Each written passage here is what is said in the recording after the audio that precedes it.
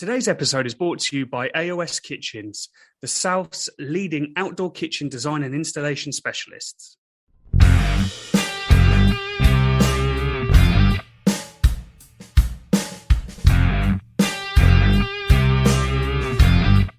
Hello and welcome to another episode of the Meet and Greet Barbecue podcast. Today we're talking to Lily Bond from Spyce Girlz and a fantastic story about how a 13-year-old decided to make a rub company and how over many years how that's grown and what it's become today with over 10 rubs and seasonings. But Lily's going to talk us through all of that in a second. So without much further ado, here's Lily.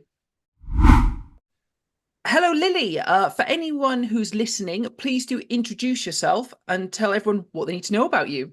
Sure. Hi, everyone. My name is Lily Bond. I'm from Canada. I'm from Ottawa, Ontario, the capital of Canada. And I make low-sodium spice blends. My company is called Spyce Girlz Seasonings, Spice the Y, Girls the Z. I started my business when I was 13 years old at farmers markets, just selling taco seasoning. And then people were loving it. They were using it on everything. So we wanted to create more versatile spice blends. So the line expanded to now 10 blends that we're selling on working across Canada. Yeah, we're selling to I love food and I wanted some better option than this really, really salty spice blends that you found in grocery stores. 13. Where do you even start there? I mean, at the age of 13, I was thinking mainly about kicking footballs around in sport, you know? How did you even get onto that at 13? Yeah, well, I was going into high school at the time and I wanted to buy a laptop and I couldn't legally work. So I thought, okay, well, I could start my own business. I could create my own job. And when I was figuring out what to start, I was going through different things and I was, walking around the grocery store and I'm like, what's missing here? And I saw that the spice aisle was always really boring. And there wasn't anything that was really all that great, especially the taco seasoning that my mom and I were using when we were cooking at home was, I don't know if you guys in the UK have Old El Paso taco seasoning. Yeah. Okay. Yeah, Old El Paso. So it was just, it was full of a lot of ingredients that I really felt weren't necessary and way too salty. So there wasn't a better version. So I created it. I mean, my daughter's just about to turn 12 and she's just doesn't have that kind of entrepreneurial spirit. It's quite amazing that you've just thought, yeah, I'm going to just start my own business and I was run straight into it. My mom's an entrepreneur, so it was kind of an option that I already saw out there because if you don't grow up in a family with it, it doesn't mean some people it does come to them, but watching my mom do that all my life, I was like, okay, well, this is something that I could do as well. And how did the actual process start? So obviously you've identified that you wanted to start a business. Like you said, you've gone to the grocery store, you've seen the stuff that shouldn't be used because of all the preservatives, etc., that you were saying. Yeah. So how did you get going? Right. How do I make my own? How do I make it better? What's that process? So this will be interesting for you. So it was a month of eating ground beef, basically. Of just we love beef. I had a basic taco seasoning recipe that we would use if we didn't want Old El Paso, but there was definitely some improvements that could have been made. Turns out there was a lot of them because it took us so long. And to really, really find like the perfect balance of spices. And then it was kind of through that process as well of having so much ground beef that we were so tired of it. And we were like, we have to put this on something else, was when I realized that one of the value propositions or really selling products of my taco seasoning was how versatile it was, right? Because we started putting it on dips. We started putting it on corn on the cob. We started putting it on roasted cauliflower. Started putting it on different meats, we really realized it's just a multi-purpose spice blend, right? Not just a taco seasoning. So that was a lot of fun to do. I always love developing new spice blends because it requires a lot of cooking, a lot of trying, and we get other people involved as well. So my neighbors are really into they're big foodies as well. So they love getting involved. I'll just run over next door. I'm like, hey, try the new steak spice. What do you guys think? So. And like packaging, how do you even think about packaging at the age of 13? And how long did it take to get it to a point of when you're selling it, you've got it all set up how you want it to look at that age too?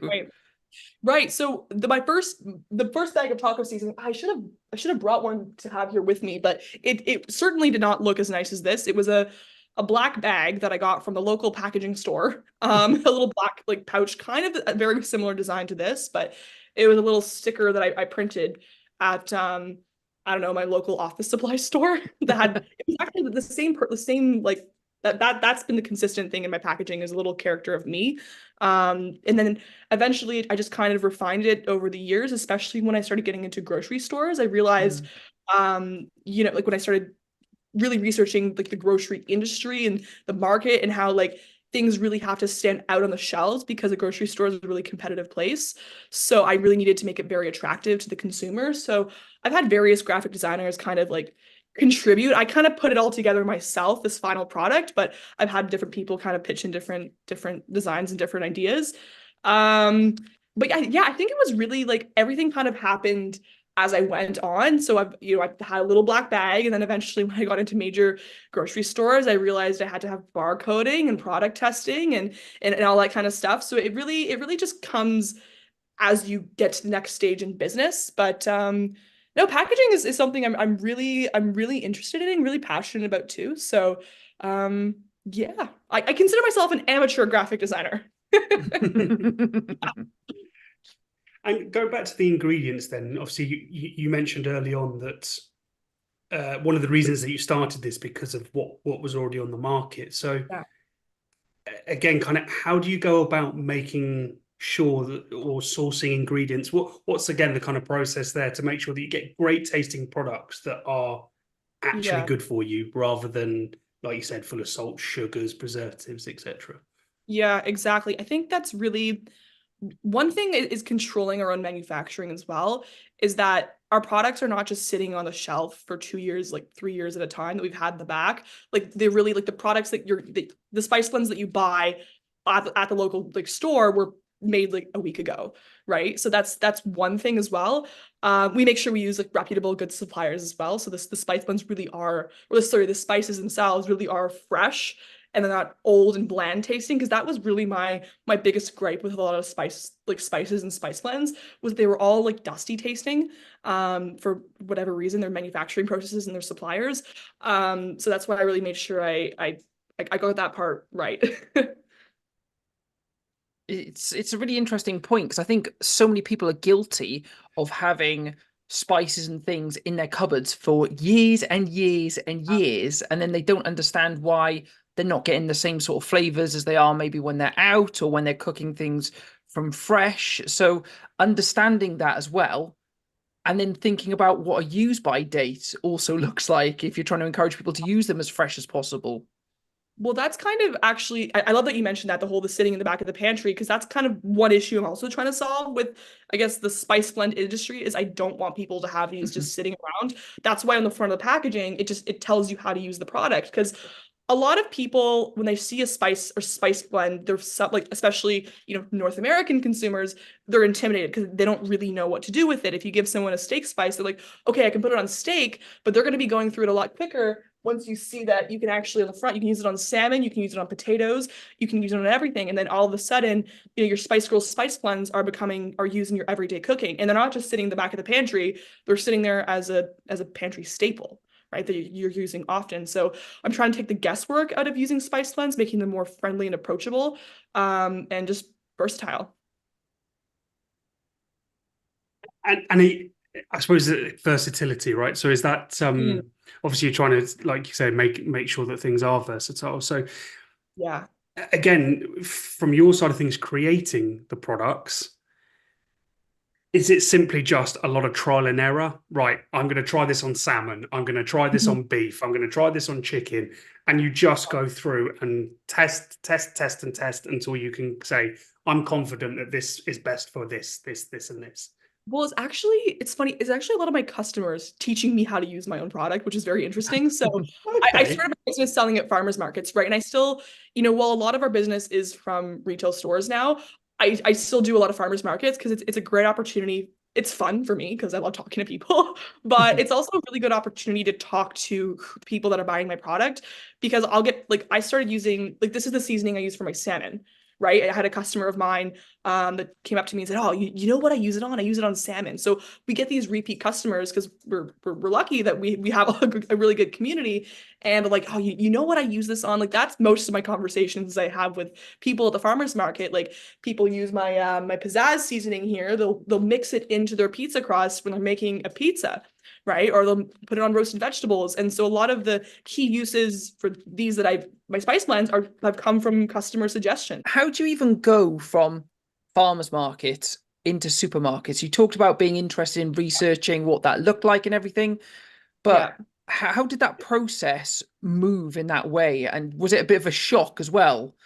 Yeah, well, I think that the first grocery store we got into, so it was kind of it was a subsidiary of a major chain called Loblaws. In Canada, we have Loblaws stores, but there's a independently owned Loblaws as well. So there was one that I guess somebody had given us, the store owner, a package of my taco seasoning, and I got a call. I remember this was my first year in high school, and the store owner, Dave Massine, said, "Hey, like, I was given a package of your taco seasoning from a farmer's market. I think it would be really great on our local section. How about you come by the office and we'll have a talk about putting your product in our store." And I was like, okay, my first retailer negotiation. So I went in and I haggled him a little bit, to give me a bit of a better deal, and that was great. But he's still buying my products. He's super supportive. So then my first, like, really, when this was really a side hustle business for me in high school, I was in like a few local stores, a few butcher shops around town. But then when it really changed was when there's a grocery chain in Ontario called Farm Boy. They're a supermarket chain. They sell more like natural products. I love Farm Boy just as a customer, and I always knew that based on like our customer demographic is like the shoppers there, they look for like it's like a accessible premium, I think. Like which is where our products stand. Like we're a better for you alternative, but we're not like charging you up the wazoo for it. So that's kind of where I always envisioned Farm Boy as like my dream retailer. And I ended up being approached by them on LinkedIn a year ago, actually, exactly. And that was kind of when everything really, really blew up for us. And now we're in discussions with another similar retailer. So that's really exciting for us. So that's kind of how our business changed. And in terms of that target market, I've got a Canadian colleague based in Toronto, and when I mentioned that we were going to be talking and sort of said that you're in Farm Boys, he said, "Oh yeah, they're again, like you said, a kind of premium store." Yeah. So, in terms of that target market, do you have? I suppose obviously we're a barbecue podcast, right? So Right. do you kind of target people like barbecuers, or do you target kind of home cooks, or are you quite generalist in the who you target, just people that love cooking, or do you Yeah. have some specific demographics that you trying to appeal to? Definitely home cooks is my target demographic, but I will say barbecuers were my early adopters of the product. There was a local Facebook group called Barbecue Ottawa that promotes my products a lot. So they're actually often giving me ideas on how to use it. So I'll see posts like today using Spyce Girlz Smoke and Habanero barbecue rub on our smoked chicken on the big green egg, and I'm like, oh, that's amazing. So I get so happy. That was like the first Facebook group that was really promoting me. So we've got quite a few that are great with it. The people love our products. So no, Barbecue Ottawa has been great to me. So I do consider myself, I am part of the local barbecue community. So I've been to a few events with them, and it's fantastic. Yeah. Social media is something that's very interesting, and we talk quite a lot about on the podcast, because at very least the barbecue community seems to be very friendly, very helpful, very engaging, which isn't always the case when you talk about social media in general. Yeah. You've touched on it then, but how has social media shaped what you're doing? Because we can see how active you are on there and what you're posting. How has that developed on your journey? Yeah, I think I really love sharing ideas on how to use my spice blends. Like, I think if any of you have checked out our social media at Spyce Girlz Seasonings, you'll see there's a lot of recipe videos. And Yeah. I think the big thing is just letting your story and your personality shine through into the educating your customers so they really feel connected to your brand. I think brand storytelling is so important, so that you're not just some faceless, brand kind of thing, that people see who's behind it, who's making the spice blends. Yeah, because feeling connected to a brand story is so important, right? Like if you have a great product, but you actually like the people that are making it too. So that's why I think social media can be such a useful tool to tell your story. And doing things like recreating a better version of Taco Bell products, or doing things Yes. like queso, and also showing your engagement with growing outdoors, and that link to ingredients as well has to be engaging for people.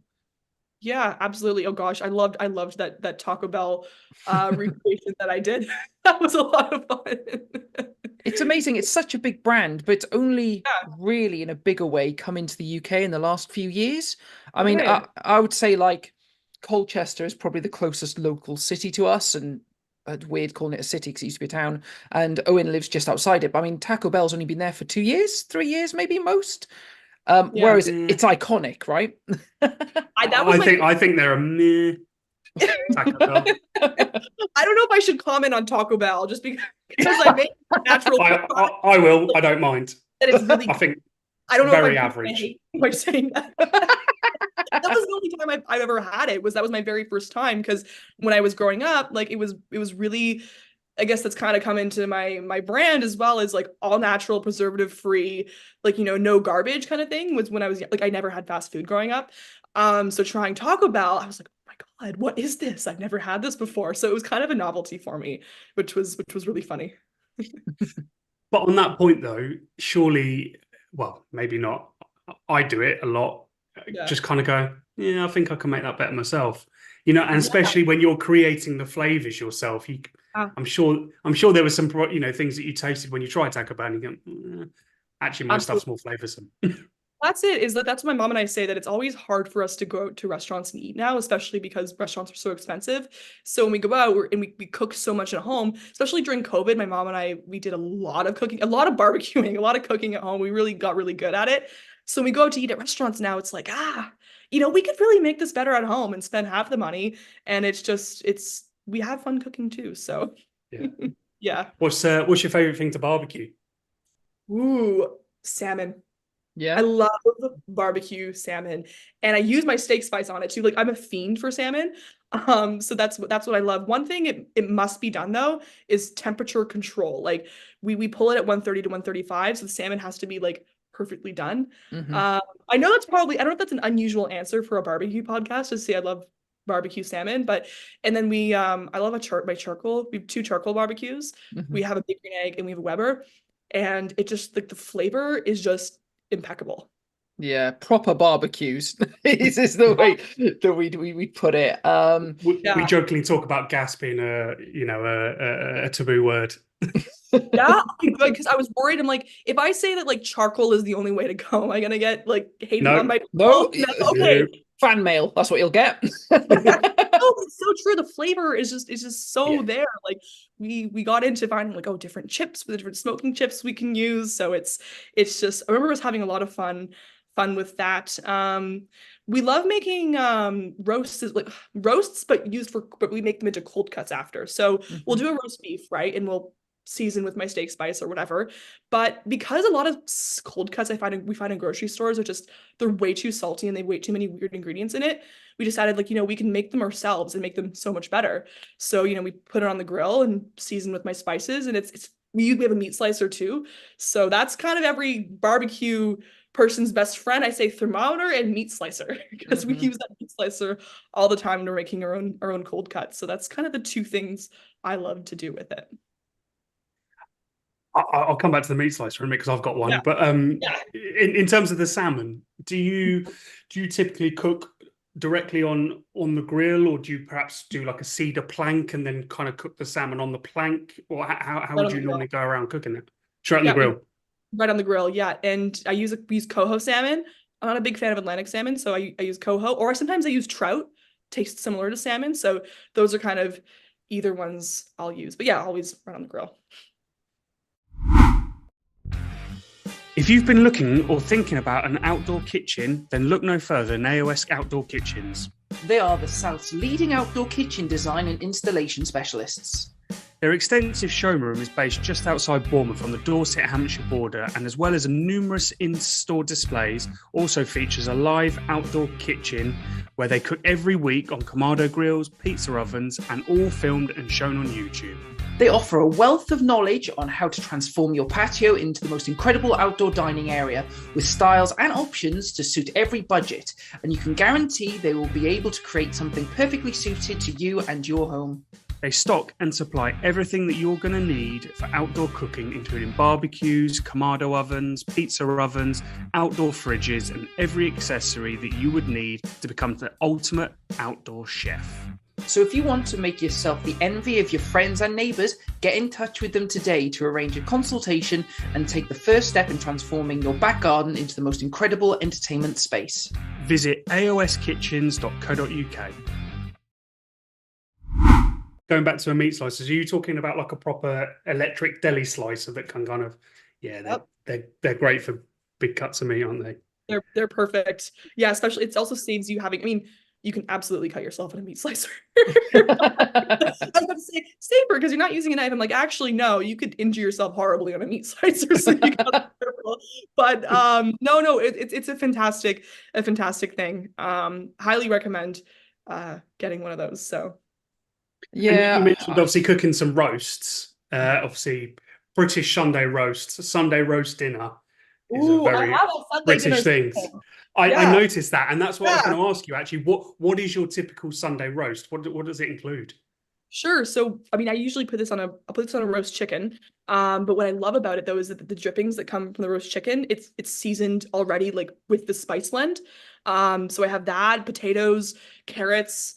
All of this can really be used with, this is for your Sunday roast. Everything in your Sunday roast can be used with this. So it's got the rosemary, it's got some sage, thyme, smoked paprika. I use a little bit of organic cane sugar in here as well, so it gives it that kind of sweetness to balance out those really savory flavors. So this is one of my personal favorite spice blends, honestly. So this one's kind of my pride and joy. Which are your favorites and why?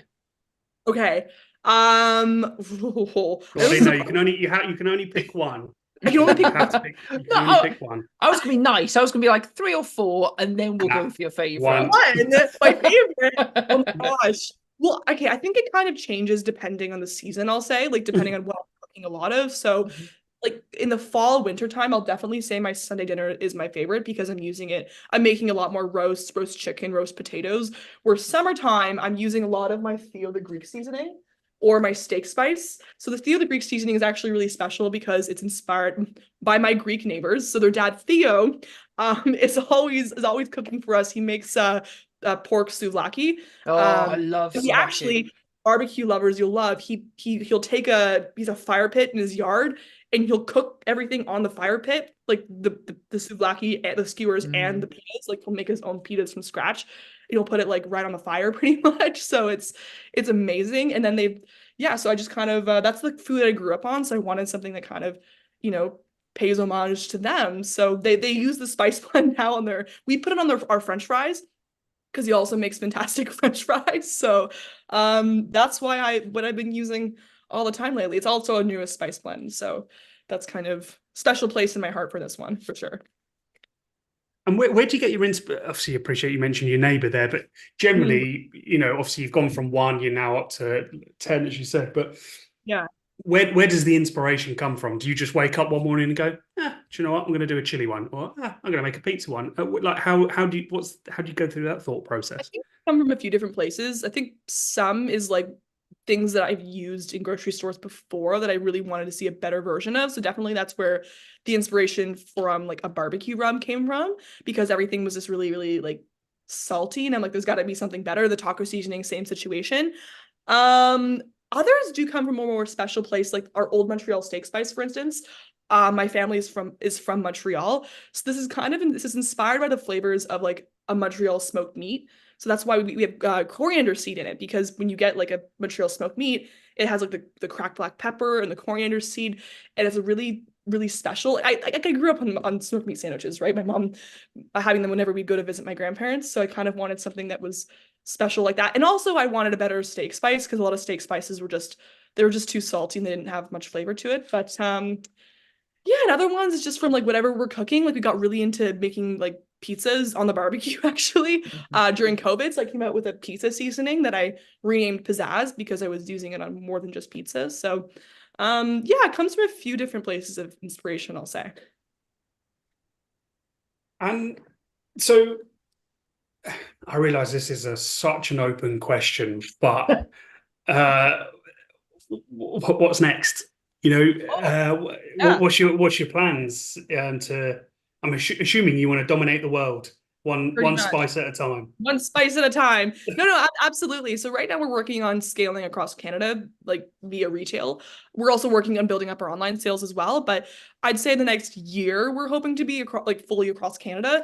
Year and a half to 2 years, we want to go into the States, and then after that, absolutely, we'd love to take it internationally. I think the market would really, really, we could really use some Spice Girls. So, Spice Girls Not the Seasonings. band.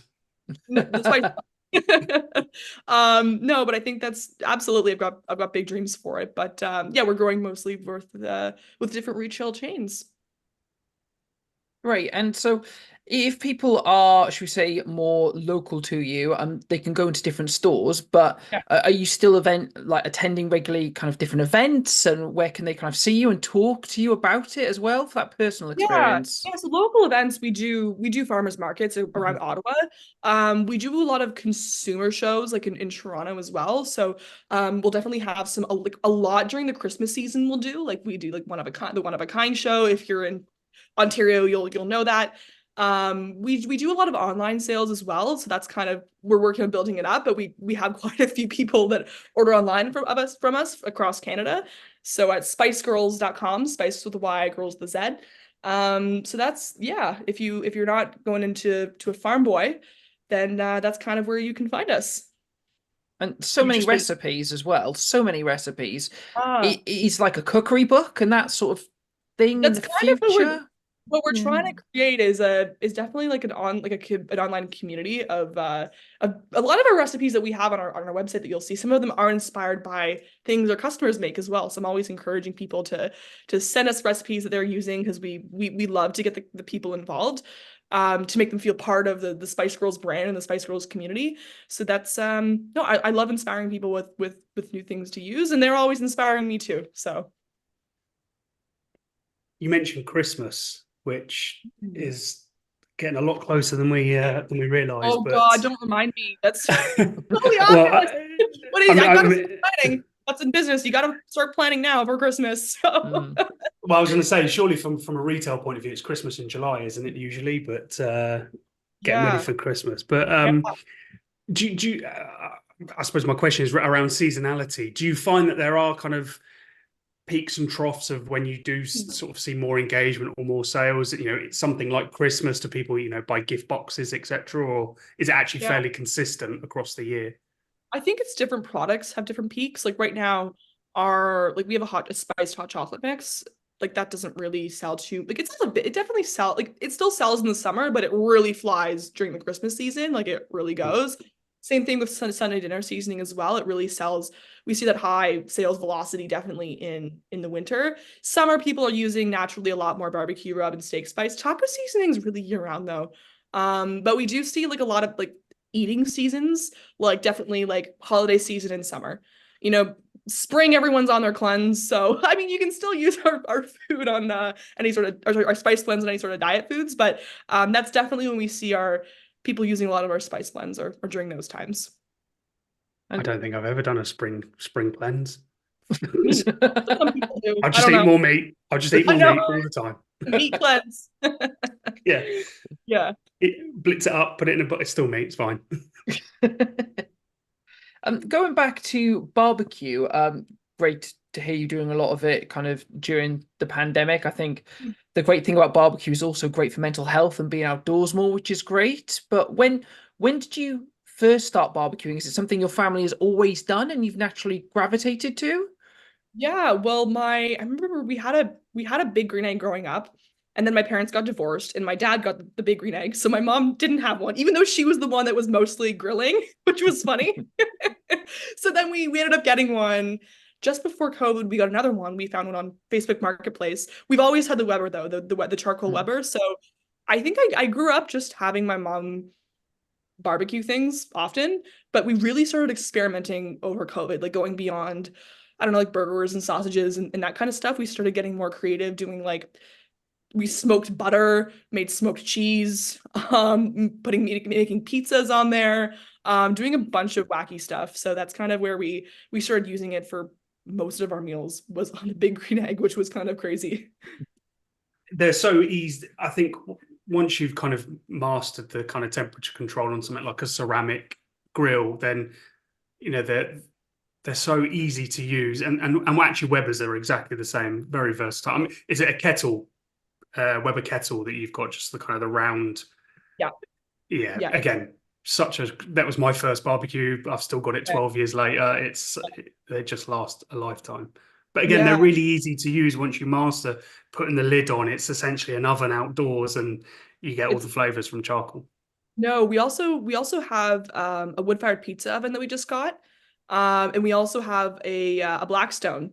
So we're really set up. But I think temperature control is definitely the big thing. We're struggling a little bit with it with our pizza oven, the wood-fired pizza oven. It's a little hard to control the temperature, but for the Big Green Egg, we don't have it anymore. It broke, but we were kind of cheating. We had this thing called an Egg Genius. So it was this little thing that you'd attach to the Big Green Egg, and it was an app that we could get on the phone, and we could see. I guess it's not really cheating. You could see the temperature. It's not cheating. No. So we did get a notification that like your meat's almost done. Clearly we don't have that anymore because a few weeks ago, we put I think it was a pork roast on that we were gonna slice up for pork sandwiches, and we left the house and we forgot about it. And on the drive back, like we just looked at each other, we're like, oh my God, like it's been all day, and the Big Green Egg is still going. So we came back, and it was this little like sad little nugget. Like, if we had the app, we would have remembered, but that was just on us though. Oh no, we're fully fans of bracing in technology. Meat thermometers with apps, meters, or you think Traeger's, they have inbuilt apps. Weber, you can get the iConnect and things. So I absolutely embrace the technology. Yeah, it's about convenience, right? It makes our lives easier. It makes sure that we're not, unfortunately, forgetting about it and then coming back to kind of overdone meat. But so you were saying about your pizza oven. What pizza oven have you gone for, and how are you kind of trying to balance that heat? If you can't quite get it right. Yeah. Oh gosh, I don't remember the exact. We got it off Amazon actually. So it's a stand-up one, right? With a little compartment in the bottom we store our logs in. So it's not like we didn't go for the uni, like the little top one. So it's a fully stand-up wood-fired pizza oven. I think it was a couple $100 on Amazon. So it was a pretty good deal we got for it. I think one thing we're also struggling with is finding the right like pizza crust recipe. We haven't fully got one that's worked yet. So we're doing a lot of experimentation with different crusts. So I remember, actually, sorry, this was on the Big Green Egg. We were making a pizza. And this was a while ago. My friend Ada came over and we were making a barbecue pizza. And it turned out horribly because we couldn't get the temperature control right, and it was burnt. And she goes, toppings. We definitely had some more toppings moments with the pizza oven, but I think we're starting to get better with different crusts and kind of managing the temperature. The temperature drops really quickly, I think, is what we're finding. So we have to it's kind of hard to keep it going. But no, it's a great little new gadget that we got, so we're happy. Playing with fire is also fun.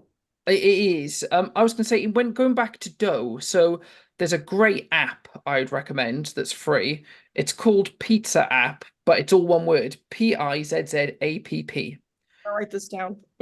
And the great thing about it is you can say if you want like a Neapolitan style base, or if you want like more of a like pan deep dish type of base. And you can go through the amount of dough balls, ball weight. It goes through things like hydration levels, and it'll give you exact amounts of ingredients to put in and recommends time for how long to room temperature proof. If you're going to cold proof, how long to leave it in the fridge. Is it 24 hours? Is it 48 hours and everything? And that's been a big game changer for me. I also find that if you can be patient and plan ahead, cold proofing for 24 to 48 hours, just leaving it in the fridge once you've made it, depending on either after you've balled it up or just made the initial dough, there's so much more air in there. So you get a much more, should we say, aggressive rise on the crust.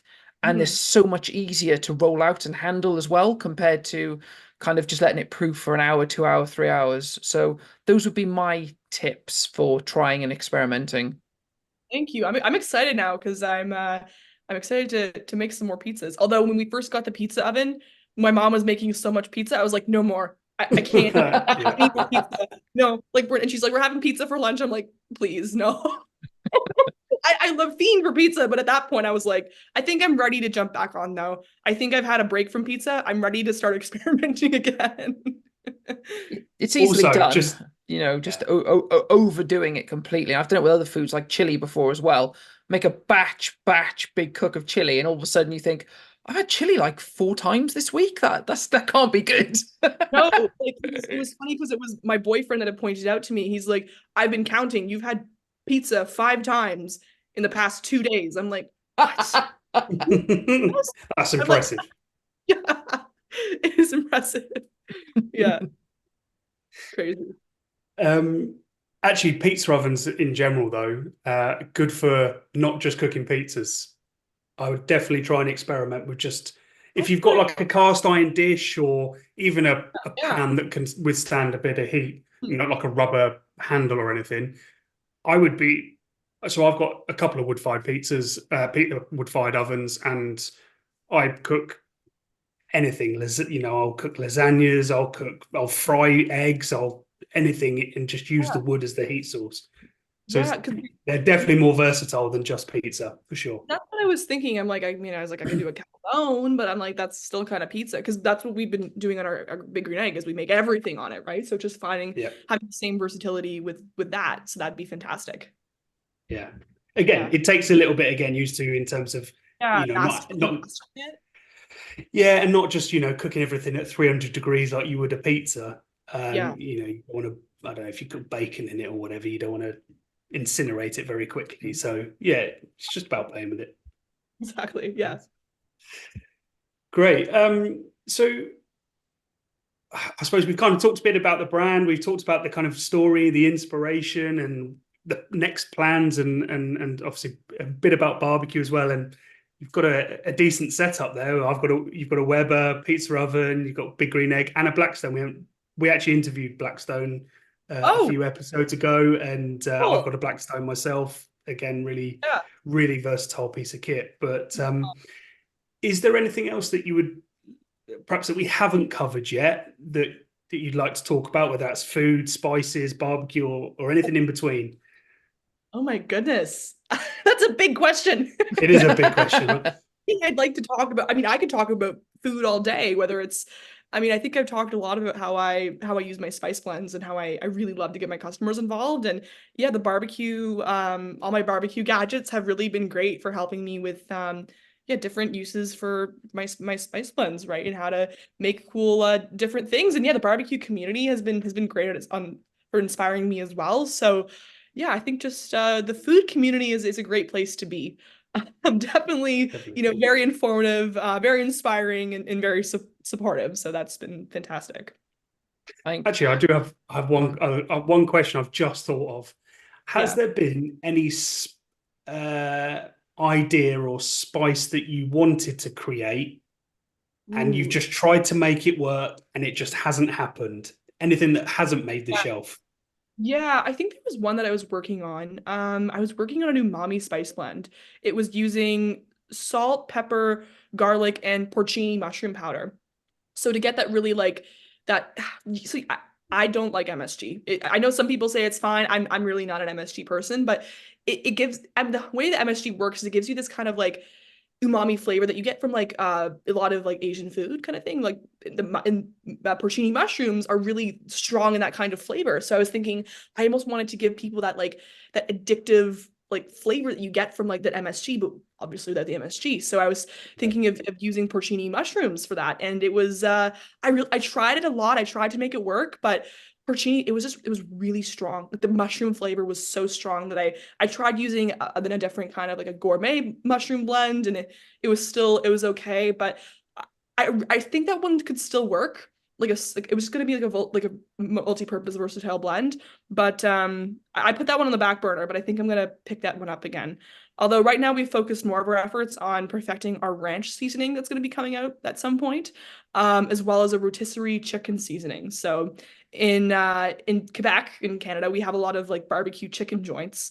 Any Canadians watching, you'll know Saint Hubert or Swiss Chalet. So it's this wonderful seasoning you get on this roast chicken. We're kind of just trying to figure out the balance of smoked paprika and tomato powder, a little bit of sweetness to kind of get that nice well-rounded flavor that you get in all Spyce Girlz blends. So yeah, that's kind of what we're working on right now. Just playing with Awesome. food must be fun. So fun to do day in, day out. Yeah. I love to eat. I love to cook. So I love being in the food industry. I couldn't, and they're great people too. Whenever I go to different industry trade shows, just talking about food with other business owners, and we'll trade products and try each other's products out. It's a really fun community to be in. Well, Lily, it's been an absolute pleasure having you on the podcast. Thank you. Thanks so much for telling us about your story and the products. Again, just tell people where they can find you. At www.spycegirlz.com. That's Spice with a Y, girls with a Z. And if you're in Ontario, in Canada, you can find us at any Farm Boy location. And in September, you'll be able to find us in Longo's as well. So Farm Boy and Longo's if you're in Ontario. For the rest of the world, you can shop online at spycegirlz.com. Thank you so much. It's been great speaking to you. That's it for another episode of the Meet and Greet Barbecue podcast. Thanks so much to Lily coming on. It was great to hear about her story, about starting a business at such a young age, her passion for cooking, healthy eating, and really enjoyed listening to that story. As ever, we'd love to hear from you. Please do get in touch. Use the fan mail, connect through us, which is in the link in the description. Contact us on social media. Either way, let us know what you want us to talk about. And until next time, keep on grilling.